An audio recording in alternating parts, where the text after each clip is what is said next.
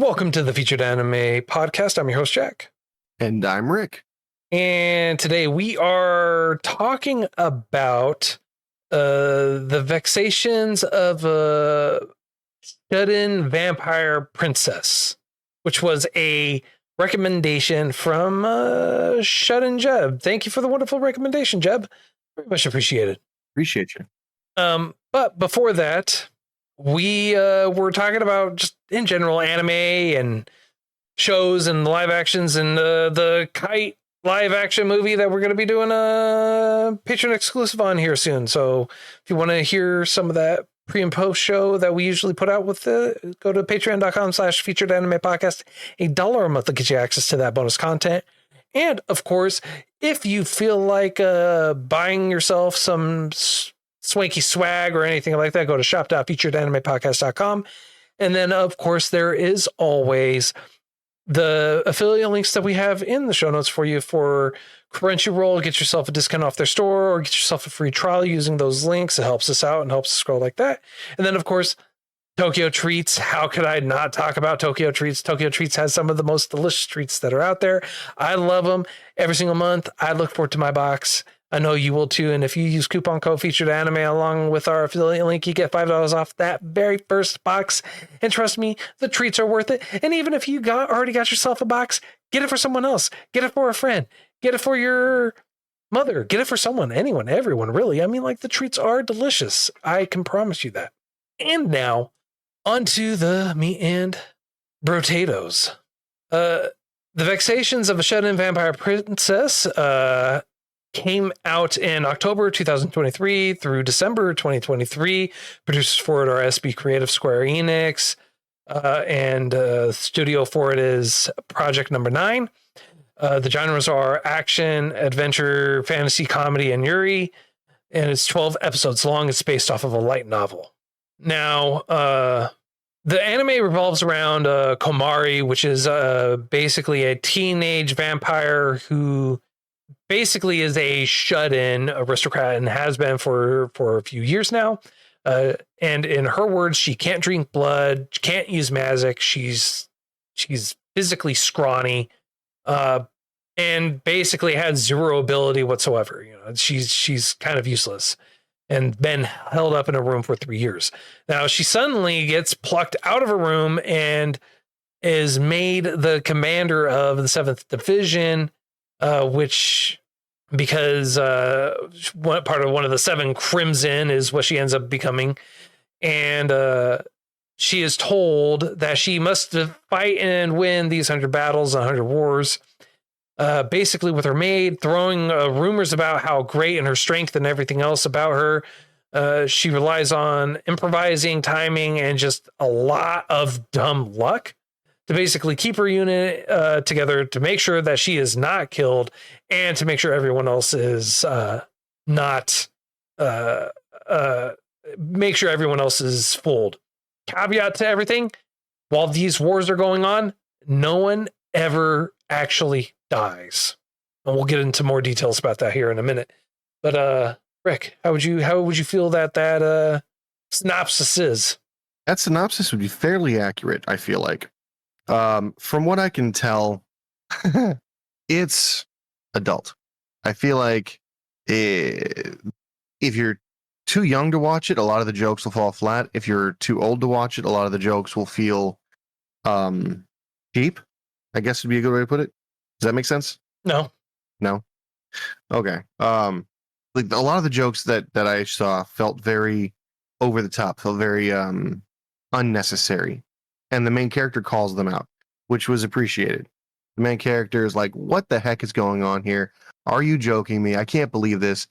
But they did it to a point where it wasn't really funny to me anymore. Does that make any sense? Sure, I guess. Okay. I mean, I'll get into it a little bit as we go on. I'll tell you this, because I watched subbed and dubbed, and the language differences in between the two of them and the context in them is pretty stark. There are a lot of differences in it.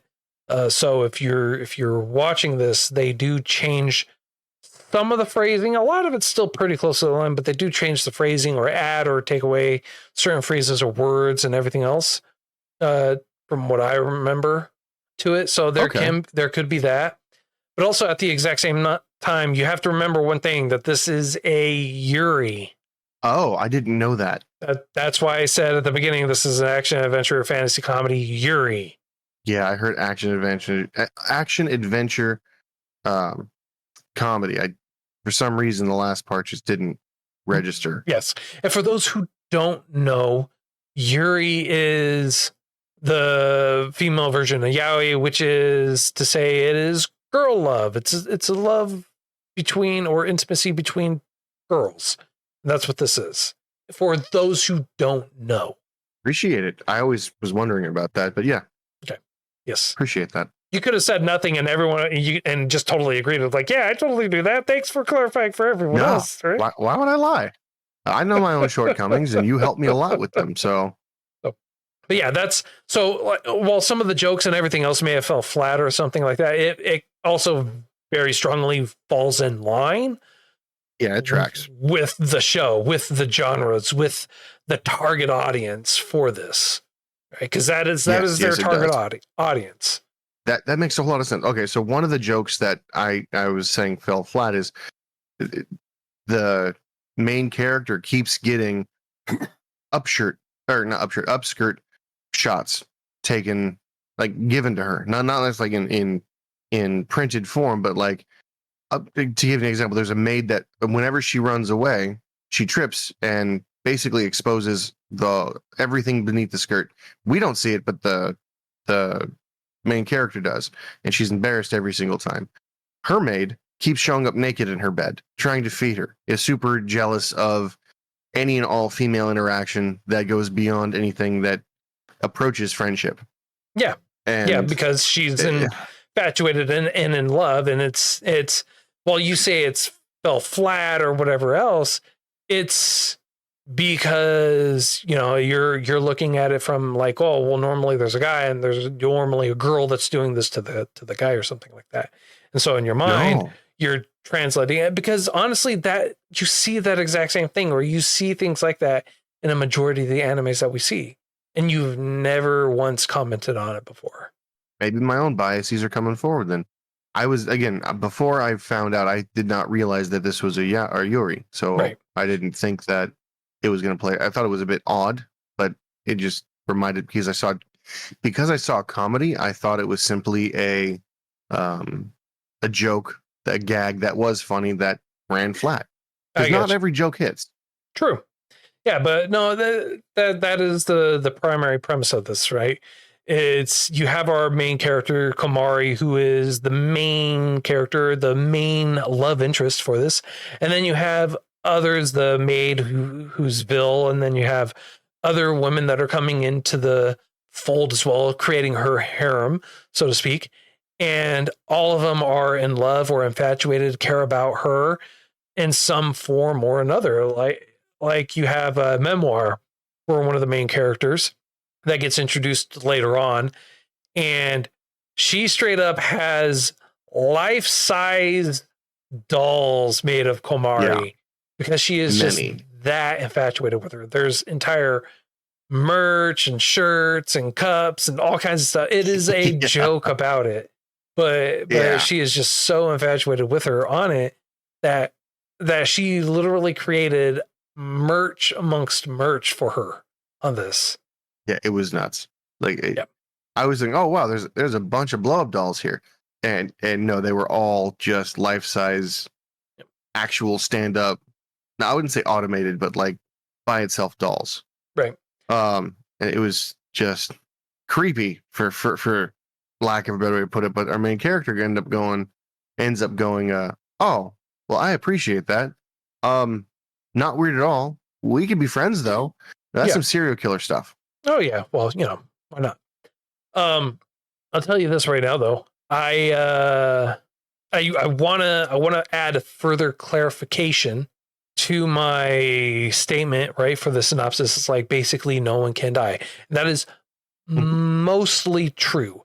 There are certain circumstances in which you can die. And when I say die, I mean permanently die, because people die, air quotes on here, and then they have these dark orbs, or what are they? No, you're right. They call them dark orbs. Yeah, okay. Dark orbs that revive and heal them and everything else at a select time every single day. And provided you're within their proximity. Thank you. I was going to get to that. One of those caveats. Oh, sorry. Yeah. Provided you're within your country's proximity, because that's the other thing that they kind of touched on. We are close enough to our dark orb. And they said this later on. We're close enough to our dark orb where you would be able to revive, which means if you're too far away from your country's dark orb, to my understanding, you would then permanently die if you were killed away from it. The other thing is, I misunderstood that. That makes sense. The other thing is, they have these things that are called artifacts, and it's not just, or not artifacts, relics. Relics, yes. Yeah, relics. Thank you. I think they call them artifact relics, but yeah, interchangeably. The premise basics of it is you can be hit, stabbed, or even killed using those, and it would be a permanent death. So if you get injured using it, it is a harder death, right? It is a permanent death. If you get hurt with it, it's a normal amount of time of healing. So you don't have that same time every day I get healed. It's like, no, if you have a broken arm, it's going to take the average amount of time to heal it. So it'd take weeks for your broken bone to mend. Correct. Now, one of the things that was interesting to me is, so I'll get to that when I was about to just say, but I need to preface, the dark orbs are also relics. They're also artifact relics. And the reason that another artifact relic used in an aggressive manner to maim or dismember would have that be permanent is because the orbs, the dark orbs, are unable to counteract something of its same power level or stronger. So, and that was the explanation they gave. But what I was going to say was the relic's injury when using a knife, sword, whatever, it's interesting. Yes, it heals normally on its own, but you can circumvent that. And they did that a few times by blowing off said arm. Like, oh, I haven't, somebody like injured my arm or my forearm with a relic. It's going to take a long time to heal. We'll just blow it off at the elbow, and come the time that everything revives, your arm's fine again. That's the only thing that's the only explanation I can give to when our protagonist was injured several times. No, the maid was injured several times and then lost an arm, and then it all regrew with no injury, even though she was attacked with a relic. Yeah. Well, again, I mean, you can die, you can be maimed, or whatever it is. Your body can be completely obliterated to nothingness. You will come back because you died within the vicinity of the dark orb. And yes, there are certain limitations. There are certain points in which the dark orb has those limitations. However, they're not really talked about or ventured on. Other than the fact that you have to be within a certain proximity of it. But going beyond that, right? You learn about Kumari and her kind of goal and driving force and the powers that she has and the strengths that she has, because others start to realize or know about it, but she does not know.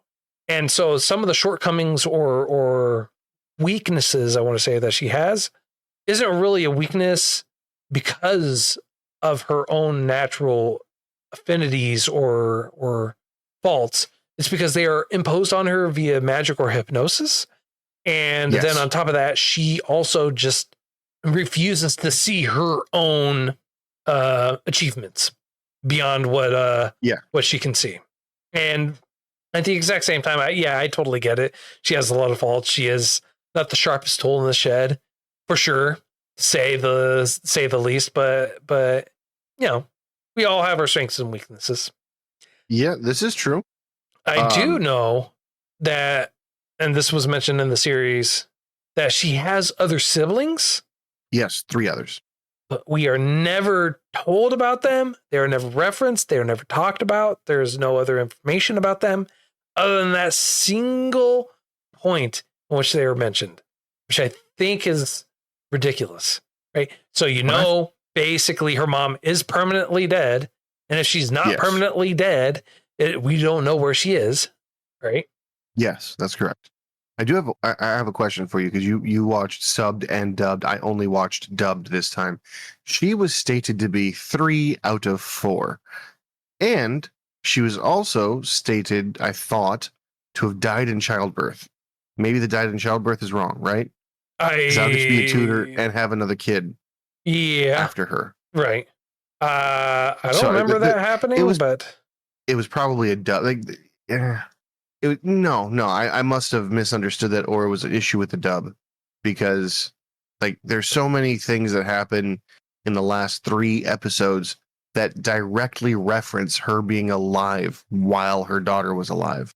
Yeah, because so I must have misunderstood that then. Yeah, because I'm saying like the mom. I mean the mom and the daughter being alive at the same time. It directly contradicts what I just said about the dub saying she died in childbirth. Yeah. And again, if she died during childbirth, she would have died within the confines of the area where the Dark Orb would have revived her anyways. That's true. So our main protagonist has the affliction of laziness. If she was a sin, it would be sloth. Yep. Because this woman, this character, doesn't want to do anything, and then offhandedly tells her crazy/doting father when he asks, so you've been a shut-in for like over 2 years, maybe 3 years now. Do you want to go out and do anything? She goes, I only want to do something if I could rule a country. And he goes, accepted the challenge. And then he goes to the current empress and was like, hey, you got to give up your throne because my daughter. And this part annoyed the ever-loving stuffing out of me. To be fair, he didn't go, you have to give up your throne. He just says, hey, I want her to be the emperor. She wants to be the empress. And that annoyed her. And then there were, further discussions happened beyond that. Right. Oh, yeah. But I mean, from what we saw, it was fairly instant, but yeah. Yeah. And they further elaborate on that too, a little bit too, that there were other discussions and everything else. And it was funny or hilarious. And so she's drug into this. And at the exact same time, right. Again, going to it, and here's kind of the problem that I have with the show, right? Here's my little tidbit is they flash back, flash forward, then they flash back, flash forward again, then they flash back, flash forward another time to bring it all in.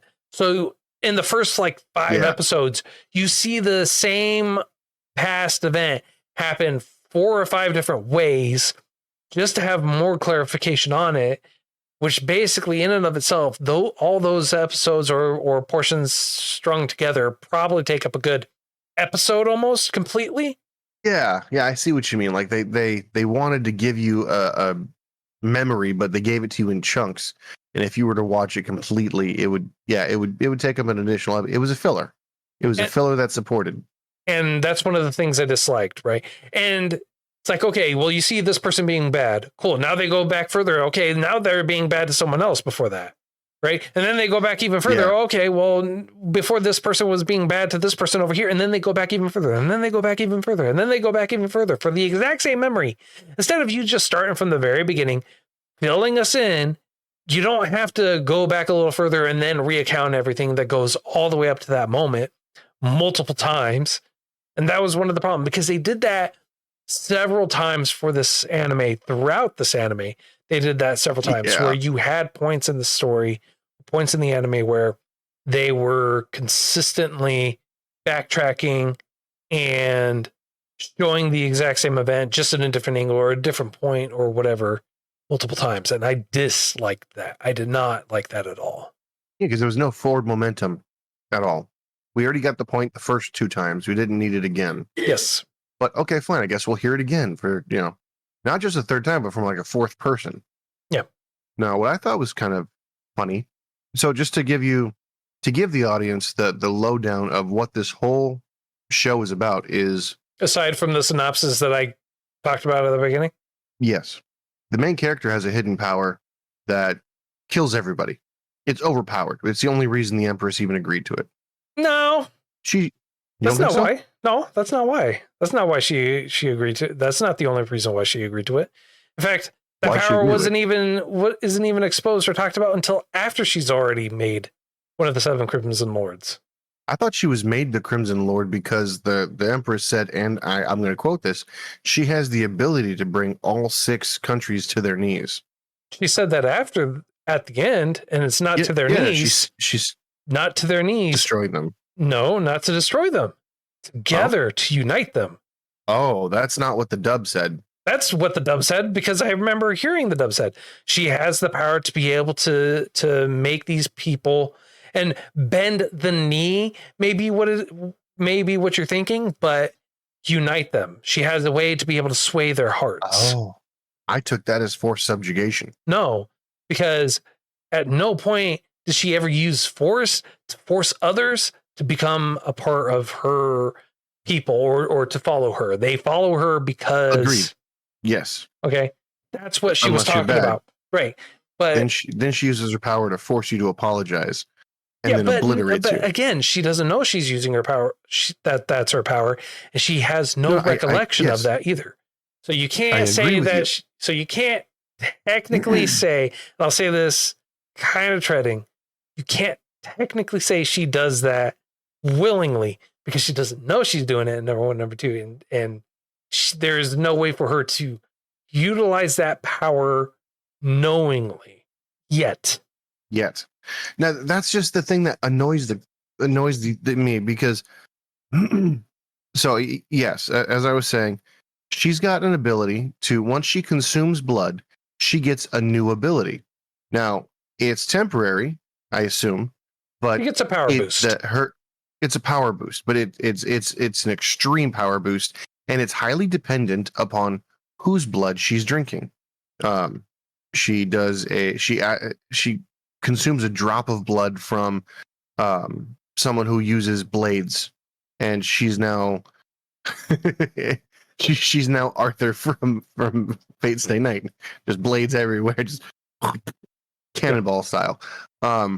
She drank the blood of I want to say an ice mage, kind of, and she gets a super power boost from that, and also complete mastery over ice.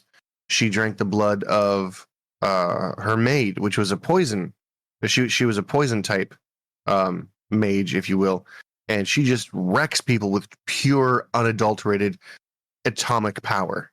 She never drank the maid's. No, she did.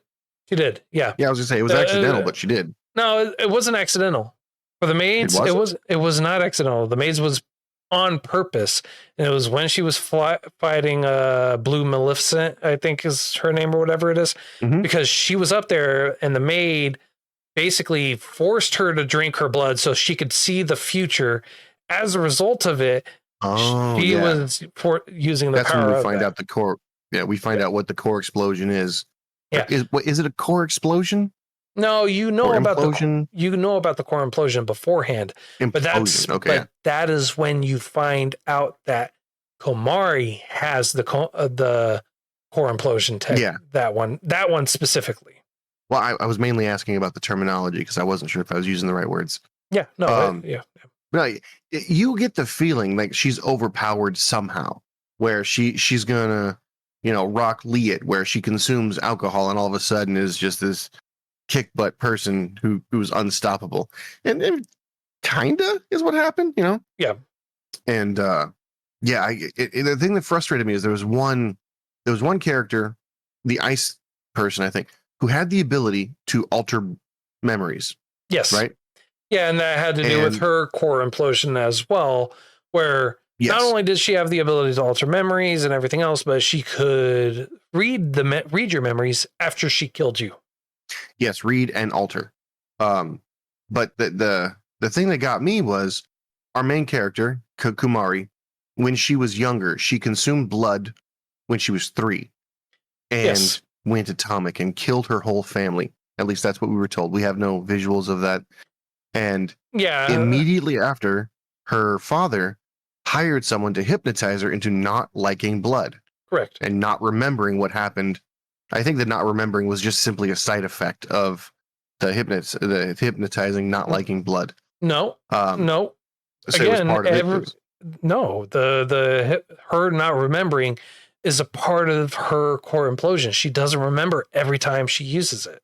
See, I thought that was part of the hypnosis. The hypnosis is she was hypnotized to not like blood. I could have sworn it was not like blood and forget that she killed her family. I could have sworn. I could be wrong, but I could have sworn it was like that. Well, okay, so how about this, right?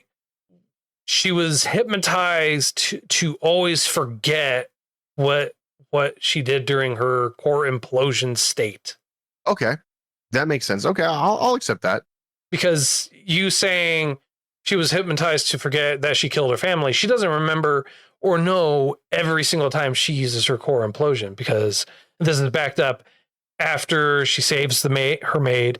This is again backed up after what happened, and she was standing there during the war fest, right? And the whole area blows up. She's like, I don't know what happened. I was just right here and everyone's already dead and gone. I don't know. It wasn't me. And this is backed up again later on at the exact same time. She always forgets. Yes. I just thought that was part of the hypnosis. The hypnosis. Either way, it's a drawback. With great power comes great drawback. Anyway, whomever's blood she consumes it's like opening up a new present. You don't know what you're gonna get. The enemy's like a box of chocolates. You never know what kind of new power she's gonna get. You just know that it's going to be world crushing. Right. You just know that it's going to be absolutely absurd. Yes. And she's part of a vampire society who prides itself on the Crimson. Oh, crime! Were they Crimson Generals? What was the name of them? Crimson Lords. Crimson Lords, who are vying for power. And if you are deemed unworthy, you explode. You are exploded. You're going to come back the next day, but who wants to die? And her biggest thing is she's not strong. She doesn't believe she's strong because she never consumed blood. And it was stated that you get stronger by consuming blood. The quality, the amount over time, you get stronger power, you get magic, you get, and everyone there seems to be just a ruler of magic somehow. They know teleportation magic. They don't really know healing magic so much because I don't think they need it, to be honest. They do. They know healing magic because you have Memoir that uses healing magic a few times. Because even if they don't need it, it's still useful even in battle if you're trying to win a battle. Being able to consistently have battles or people that are there fighting alongside you, even though that would make sense. The Dark Core can heal you. Yeah. Having someone there to heal you helps. I'll concede that. That makes sense because they also have poison magic, fire magic, ice magic, earth magic, teleportation magic, which comes in super duper handy. And there doesn't seem to be a limitation or a limit to how much you can use or how long you can use it. Yeah. And like that part I was really appreciative of. And there's one area in the middle of the 6 countries that the cores overlap. So you could have that they have a war there. It's more entertainment than anything else. They have a war there often. Yeah. To vie for dominance. Yeah. And the thing that gets me is it's the core implosion is not it's not isolated. It's not just in the vampires. The humans have it. The war blades have it. The other people have it, I just find it to be quite odd that it's mainly focused around blood and the consumption of blood. But yeah, anyway, the vampires, the reason I bring up their hierarchy and stuff like that is they believe that if you're not strong, you're not worth following. Well, Kumari believes she's weak, believes it to her core because she doesn't know any better. She doesn't understand what's going on. But she's pretending to be strong, and her maid is real strong. And so she makes up for it until her core implosion happens in front of everybody, and they're like, "Woo, she's worth following. She's good enough. she's the best thing ever. Let's fanatically follow her because we can't die. And with this person as our leader, we can't lose. So it's a win-win. Yeah. You know? Yep. So it goes to the point where she has 500 people underneath her. 500 people in her squadron, in her group that she's able to. Good. Yeah, but most of them are either dead or get killed a majority of the time. Yep, and I was going to bring that up. But they're so fanatical about who gets to work under her. They have competitions where they kill each other until like there's. I think at one point in time there was 45 left total. Yeah. And they're just the craziest 45 available. And everyone else is dead, waiting to be revived. Yeah, and so I looked up the information on it. Her body can't process the trauma or magical overload that happens when she uses her magic. It's her amnesia isn't shock. It's a side effect of the massive magical output combined with her suppressed trauma. Okay. Interesting. So her consciousness takes a backseat. Okay. I believe you. Do you mind if I ask where you got that from? The novel or something like that? Or no, I did a search online and then everywhere is kind of accumulating to that exact same thing. The novels and anime both imply this. And then you can ask several other, because we were talking about AI, you can go and search in AI if you want to help confirm this as well. I mean, the reason I'm asking is I also looked it up, and my question was Kumari hypnotized to forget her core explosion? And the answer I got was Kumari was indeed hypnotized. Well, we already knew. We knew that she was hypnotized, but that's not to forget her core explosion. Correct, but that is not what we were talking about. That's exactly what we were because what were we talking about? We were talking about her not remembering anything while she used her core implosion. Yeah. I'm either going to sound real dumb or I'm going to sound real disrespectful, and neither of which I want. But what's the difference between what I said and what you said? The difference, what I said is she was hypnotized to forget her core implosion. Right. And in saying that, I mean everything about it, from the point that it's enacted to the point that it's disengaged. Okay, but that's not how you're phrasing it. And that is not how I phrase the question. How I phrase the question is, why is she not remembering anything when she uses her core implosion? And my answer was she was hypnotized to forget. You asked what I asked. You asked, I know, but that was my answer. Right. And I'm saying the reason why she's not remembering it is because of a side effect of her magic powers or the strength of it, she's not remembering anything. And my question that I used to search for it was, why is she not remembering anything when she uses her core implosion? And that is those are the answers that I came up with. She doesn't remember anything after using her core implosion because it essentially is a fugue state, a total psychological override triggered by consuming blood. When that power activates, her consciousness takes a backseat, and what emerges is something that's automated, instinctual, and deeply buried. The novels and anime imply that her brain and body can't process the trauma or magical overload happening during those moments. Her amnesia isn't just shock, it's a side effect of the massive magical output combined with her suppressed trauma. She is repressing it hard, both emotionally and magically. So the answer you got implies that she is forgetting because it's too strong. The answer I got is misunderstood by me because my question was she hypnotized to forget her core implosion? Yes. And yes, she was, but she wasn't hypnotized to keep forgetting it. Correct. That's where my misunderstanding was. She was hypnotized also to dislike blood because blood. I'm clarifying for everyone else. Oh, okay. I'm clarifying for everyone else. I'm clarifying for everyone else. No, she was also hypnotized to dislike blood, which is frequently encountered throughout this. Whenever someone offers her blood or tries to give her blood, she refuses it and says, nah. Even the Empress, she's like, nah, I'm good. I'll have some tomato juice. Yeah. Yeah. No. So, okay. So I can see how both answers would lead to your same conclusion, not mine, which is frustrating because I thought I was really clear on my question. You could always I was ask just in follow-up questions and go in deeper, right? But if I've learned anything over the years, especially with dealing with other people, it is always ask multiple follow-up questions and more detailed about what it is you're trying to get to, because what you asked was very broad. What I asked was 'cause I very thought poignant. specific, yes, pointed. I think poignant is something else. But Is it? no, Okay. I thought poignant was the. I'm not. I'm crap, not. I'm not. I don't know. I'm not. I always thought it was poignant. It could be. I always thought poignant meant like you asked something in an elegant manner.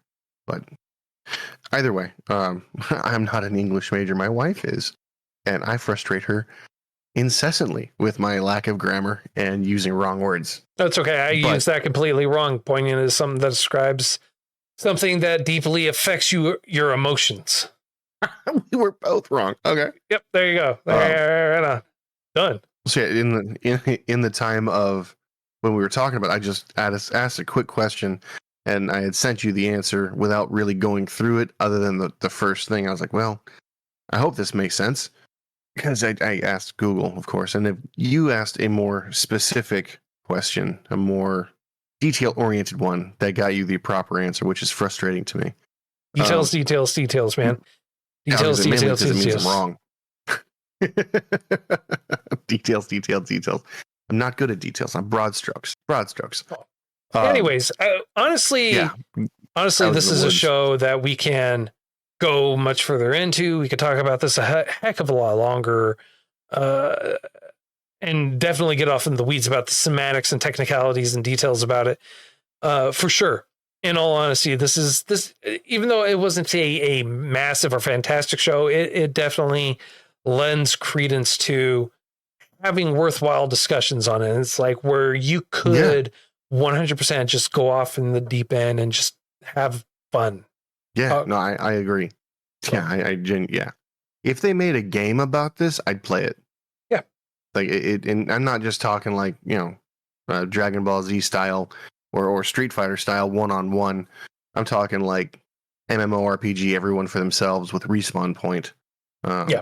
It just looks, it's visually entertaining. It looks like it'd be a fun experience, at least at first. After a while, it might get boring, but that's why they have so many different types of magic and so many different types of strategy.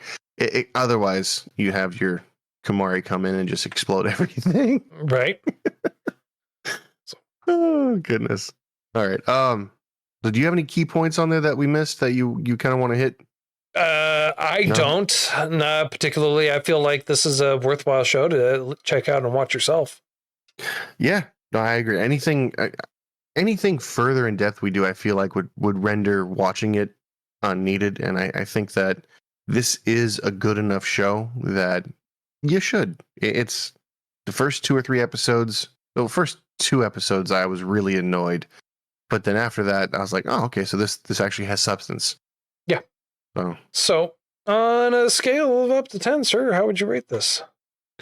On a scale of 10, I would give this 7. Maybe an 8. No, 7.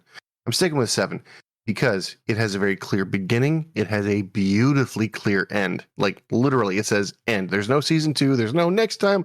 No, this was an end of the show. You start at the beginning with the opening thing. I feel like it's the end of the show. They everything's a backstory, I think. Well, I mean, like to be fair, it's only came out a couple of years ago, so it has more than enough time for it to be able to come out with another season. And while they did say end, that does not mean it is the end. I hope that's what it means. Because I think any more would be annoying. I think it's just enough. You know what I mean? Sure. That being said, I think that the first 10 seconds of the show are also in the last 10 seconds of the show. Like I think that everything we're witnessing is just a backstory that led up to that point. The only annoying thing that I found in the dub was the vain, I'm a beauty that comes once every 100 million years, and no one bats an eye. Oh yeah, you're totally cute. You're totally this. You're totally that. And Yeah, I'm like, it was okay, like that in the subs too. But okay. yeah, it's the same. She's trying to put on a facade, a very particular view, and Yes. yeah, there you go. Yeah, and it's mirrored by everyone around her, which I was like, well, you do you, you know. Yeah. But again, I would recommend this. This is a good show. I wouldn't watch it around other people unless you got a big screen because the sounds they make are very provocative. And yeah, my wife was like, "What are you watching?" A few times. I'm like, "No, it's innocent. I promise. They're fighting." She goes, "Sure, fighting." Sure.